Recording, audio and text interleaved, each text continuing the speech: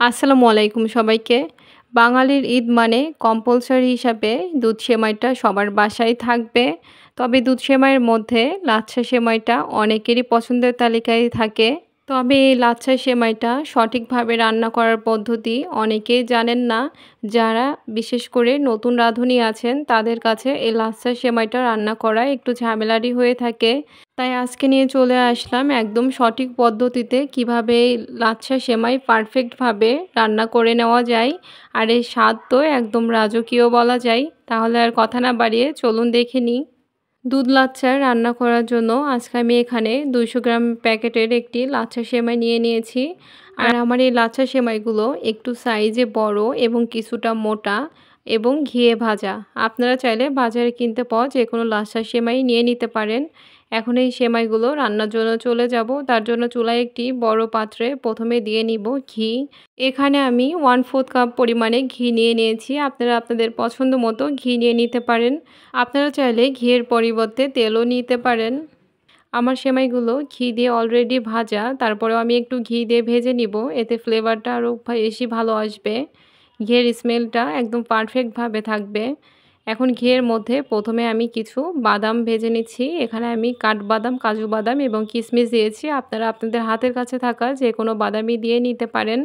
এই বাদামগুলো হালকা কালার আসা পর্যন্ত এবং ঘি থেকে সুন্দর একটি স্মেল আসা পর্যন্ত ভেজে নিব। যখন কিশমিশগুলো ফুলে উঠবে এবং বাদামটাও হালকা কালার চলে আসবে, সে পর্যায়ে এগুলো ভেজে উঠিয়ে নিব।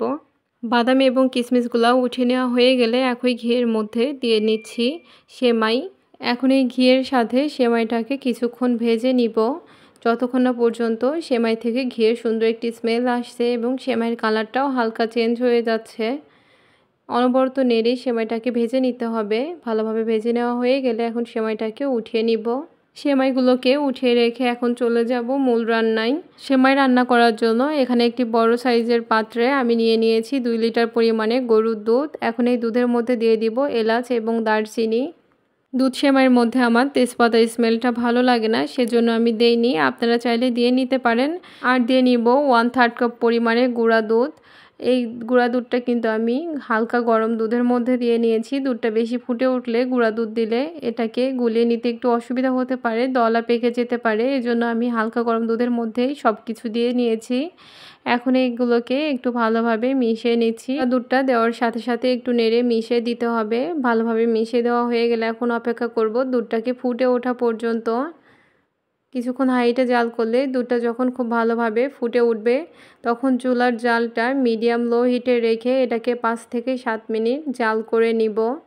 5 থেকে 7 মিনিট জাল করার পরে এখন এর মধ্যে দিয়ে দিব চিনি। চিনি নিয়েছি 1.5 কাপ পরিমাণে, তবে আপনাদের টেস্ট অনুযায়ী দিয়ে নিতে পারেন। আর দিয়ে নিচ্ছি লবণ 1/2 চা চামচেরও কম।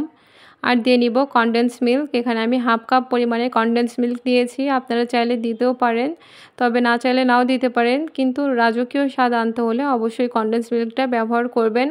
আর মিষ্টির পরিমাণটা আপনাদের টেস্ট অনুযায়ী বাড়িয়ে কমিয়ে নেবেন।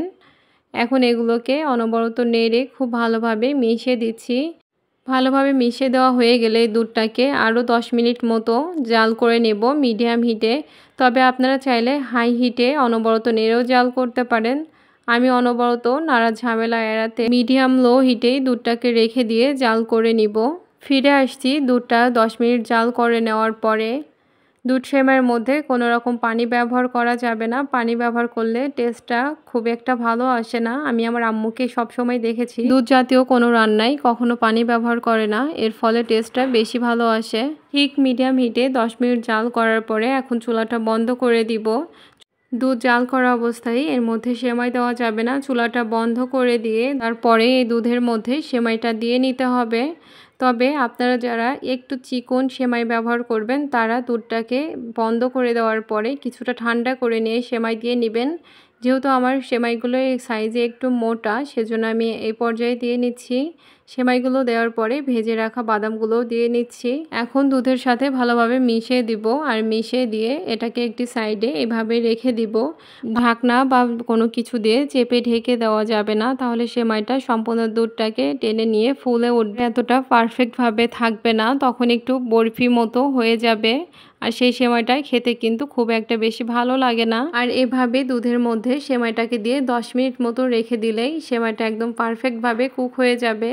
আর এই যে কথা বলতে বলতে আমার সেমাইটা সম্পূর্ণ রেডি হয়ে গেছে, আপনাদেরকে পরিবেশন করেও দেখাচ্ছি সেমাইটা কতটা পারফেক্টভাবে তৈরি হয়েছে, অর্থাৎ ঝরঝরে বা ছলছলে হয়েছে তা নিশ্চয়ই দেখে বুঝতে পারছেন। যারা নতুন রাঁধুনি তারা একবার হলেও বাসায় এভাবে লাচ্ছা সেমাইটা ট্রাই করে দেখবেন, বাসার সবাই বুঝতেই পারবে না যে আপনি নতুন বা প্রথম রান্না করেছেন। আর টেস্ট কেমন আসে অবশ্যই আমাকে কমেন্টে জানাতে ভুলবেন না। আমার রেসিপিগুলো যদি ভালো লেগে থাকে আমার চ্যানেলটি সাবস্ক্রাইব করে দিবেন আর পেজটি ফলো করে দিবেন। সবাই ভালো থাকবেন, সুস্থ থাকবেন, সবাইকে আল্লাহ হাফেজ।